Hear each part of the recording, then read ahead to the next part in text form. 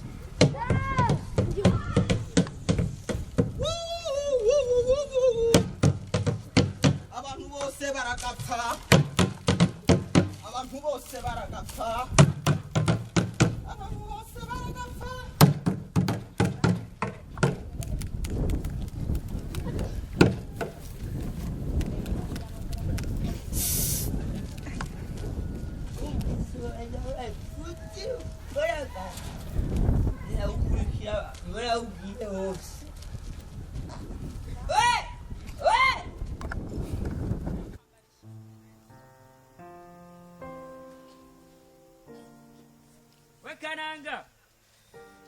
Kananga!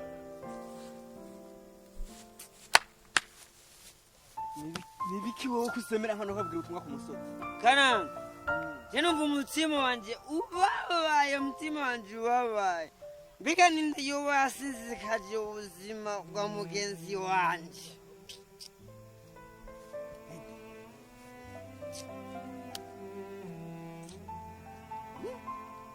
Umugenzi wawe uwuhe? Sinumva ukuntu Jack nomubona ameze kuriya.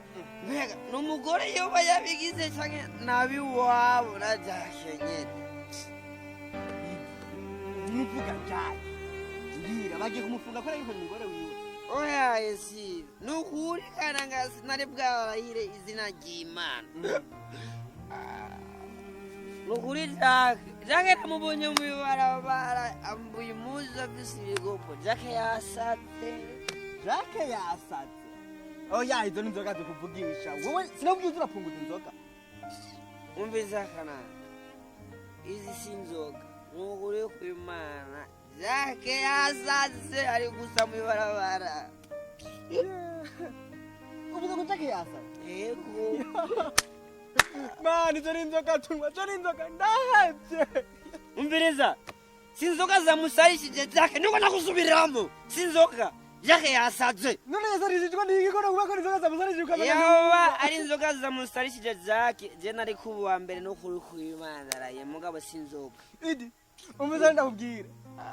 Jack uvuze ngo yasatse. Reka none pastor amusenge. Muhora numva bavuga ko basengera abandi bizeye bagakira.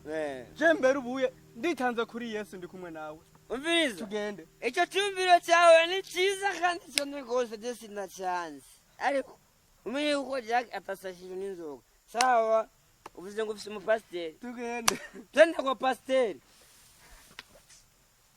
Yesu ari imbere Yesu ari imbere yacu sasa wewe Yesu agenda imbere wowe ugende hagati ko Yesu nakunda wowe ntacu tugende musengere Yesu ari kuri kandi tugende musengere n'ukuri yego